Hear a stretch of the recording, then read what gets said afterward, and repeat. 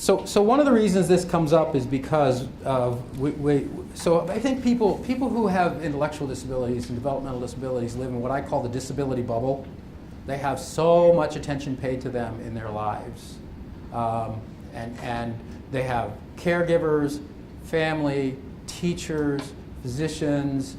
If they're living in a waiver setting, they have aides.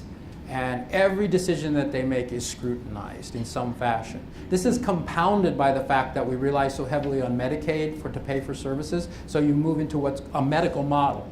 You have to have to some degree, you have to have a medical consent for simplest things like, what am I going to have for lunch? Because it's a waiver, it's a Medicaid service. So that's been exaggerated, this disability bubble that I talk about, it's been exaggerated by all of the emphasis on Medicaid for funding. The questions that we're looking at is the idea of competence or capacity. And it sounds simple, can this person make a decision, like I was talking about in the criminal case. But in fact, it's quite convoluted in the law. So we have different terms even. We talk about in guardianship, because of the way the Ohio law is written, we talk about someone's competence. Their competence or they're incompetent. And that fact is defined in the code, but very broadly. What we're really talking about is their ability to make decisions. And the term that's used for that most often is capacity. So within this broader legal concept of competence or incompetence, what we're really focused on is capacity.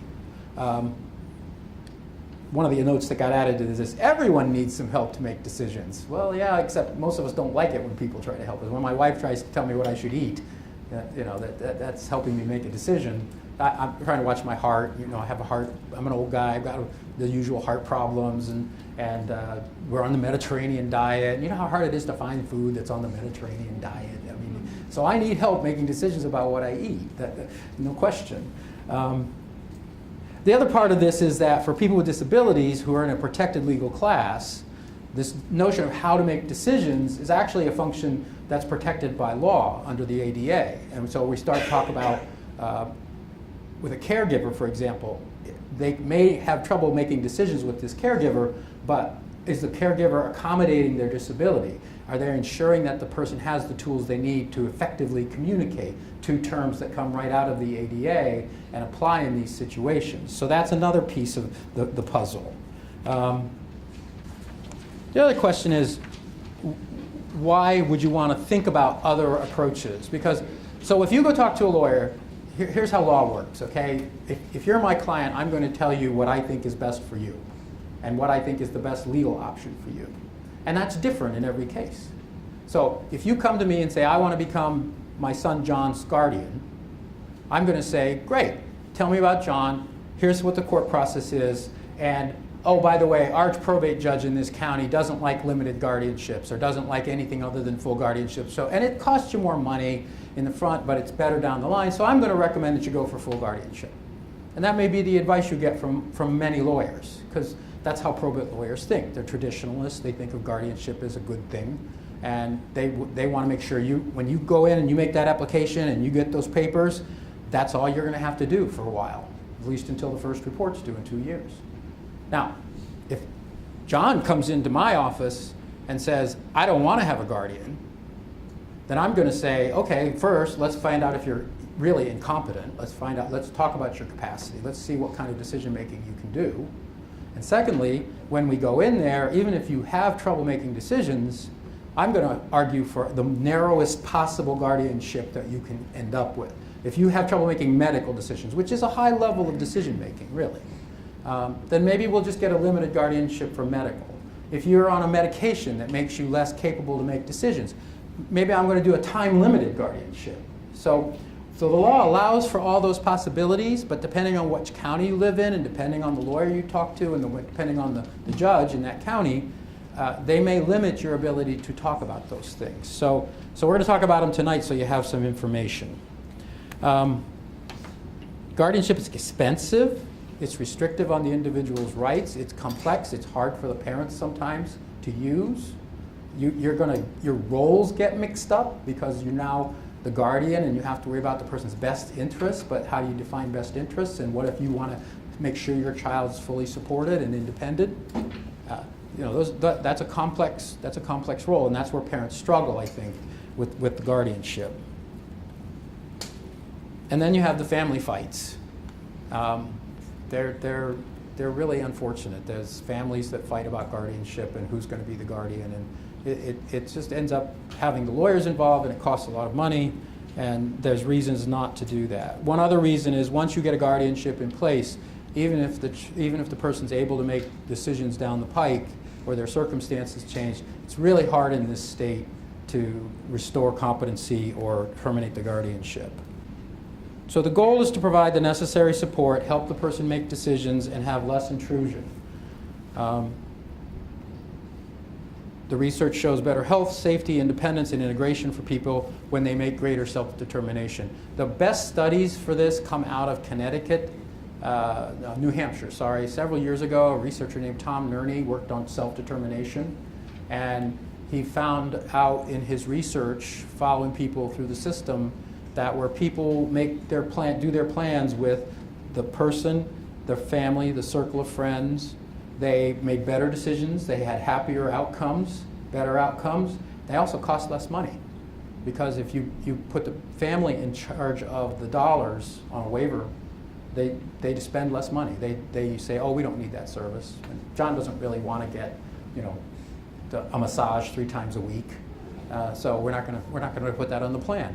So, and I'm being facetious, but the idea is Tom's research showed very conclusively that if you let the person and their family make those decisions in a planning process rather than a legal structure, you're happier, you have better outcomes, and it costs less money for the state. So, and then the other point that I try to make is that we get a lot of cases in our office, particularly around the abuse and neglect function, where the person says, John needs a guardian. By the way, my oldest son is named John, so I'm just going to keep talking about John who needs a guardian. He's very successful. He's in New York in theater, but I always have thought he needed a guardian. So we get calls, and John's being neglected, or John's, the service provider's not showing up, or John's not eating, or John needs a medical procedure, and the answer for most people is John needs a guardian. Well, that's not going to solve the problem. How about we solve the neglect? How about, and if you see a situation like that, please call our office, because we'll respond and try to help you solve the problem. So lack of supports is neglect, not incompetence. So I'm going to be a little bit, really 30,000. This is changing, this is evolving. This is some state and uniform. So there's a uniform probate code, and that's put together by a National Council of State Governments, and states follow it. So I'm going to use a little probate code here. International law, and also just thinking within the DD profession, a lot of which drives the decision-making process that you're going to be dealing with. The different kinds of capacity. Legal capacity is presumed. Everyone is presumed to be able to make their own decisions with the necessary supports, with effective communication. Taken to extremes, that could be that a surrogate or a family member could help someone who's in a coma make a decision, and the legal construct would be that person's presumed to be competent, but that mechanism allows that person to make decisions. Now that's pretty pie in the sky. I get that. We're not going to have somebody in a coma, although that happens with powers of attorneys and some of the things we're going to talk about. But that person really in the coma can't make a decision, cognitively make their own decision. So then we talk about functional capacity, and here's where the psychologists and the DD professionals and the lawyers really start to drill down into what things mean. It's a factual matter. It's temporary. It changes. What's my ability to make a decision on this given day in this circumstance with my current thought process? That's functional capacity. And that's what we're really talking about when we're talking about guardianship. Is what's the person's functional capacity across a range of decisions, across a range of time, and how do we measure that? Next slide. So I'll go backwards just a little bit. This is the legal definition in the Revised Code of Incompetency. And you see that it's incompetent as someone so mentally impaired that the person is incapable of taking proper care of the person's self or property. It's really broad and kind of meaningless. And so what happens in a guardianship is you've got experts who plug their particular knowledge of the person into that definition. I guarantee that I can prove just about anybody in this room mentally incompetent under that definition in the right circumstance. It's pretty meaningless. So what we end up looking at is functional capacity and how we're going to measure that. Next slide. Now, we've been doing a lot of work in the last 5 years. We've always done this work, but we've been working on voting and the idea of what is capacity to vote. And we've been working with the Ohio Constitutional Modernization Commission, which is trying to, well, it went out of business June 30th because of politics. But one of the things that was on their agenda was trying to change the Ohio Constitution so that the language that's in there now that says no idiot or imbecile may be an elector, which everyone agrees is illegal and unconstitutional under the federal Constitution and can't be enforced and isn't enforced, but it's really bad to have that in our Constitution. So we spent a long time, and I was a consultant for them, and I testified, talking about what is capacity to vote. And the interesting thing, and why I bring it up today, is the research that's been done on that question, which started out about Alzheimer's, people with dementia, and the worry was that people in nursing homes, voter fraud would occur because someone would take them to the polls and vote for them, and they would say, well, they can vote, they've got capacity to vote, and then so what does it mean to have capacity to vote? And it won't surprise you, there's like one federal case on this, and that wasn't really that conclusive. So Paul Applebaum, who's at, now he's at Princeton, he's a psychiatrist lawyer, one of the leading people in the field, and some other folks who really were curious about this, did a bunch of research on capacity to vote. And what they found out, at one point, Dr. Applebaum in one of his articles said, I'm not going to do this anymore because it doesn't make any sense, basically. Voting is emotional. Voting is irrational. So what's your standard to measure whether somebody has capacity to vote? And you can't say. It's not an objective, it's not a rational thing, it's not based on, I'm going to identify my interest and then I'm going to follow my interest when I vote. That's not how people vote. So all the research around people with dementia and people with intellectual disabilities said, well, maybe we can figure out this test or that test. And then when they compared them to the normative, which is your average voter, who nobody questions their capacity to vote, they couldn't come up with a standard that worked because it's emotive, it's not rational. So that's the problem you run into with this notion about capacity. Not all decisions are rational, but they're often based on emotion and influence. And we'll talk a little bit more about that in a minute. Certainly counterintuitive. There's a lot of research on sexual activity by people who have dementia and are in dementia units. If you're curious about that, type Sandra Day O'Connor and dementia into your browser, and it'll bring up a whole bunch of articles about her husband and his life on a dementia unit and how she dealt with that.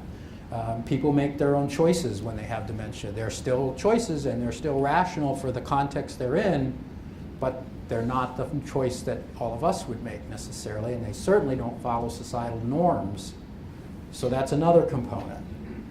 This isn't easy for professionals. Psychologists struggle with this mightily. The ones who think about it really struggle with this. The last thing on that is the implicit bias of the tester, dietary or religious preferences. I've mentioned the Mediterranean diet. You know, I have an implicit bias that you should eat healthier. My wife especially has an implicit bias that I should eat healthier. But so that's another aspect of capacity. So I've given you a couple of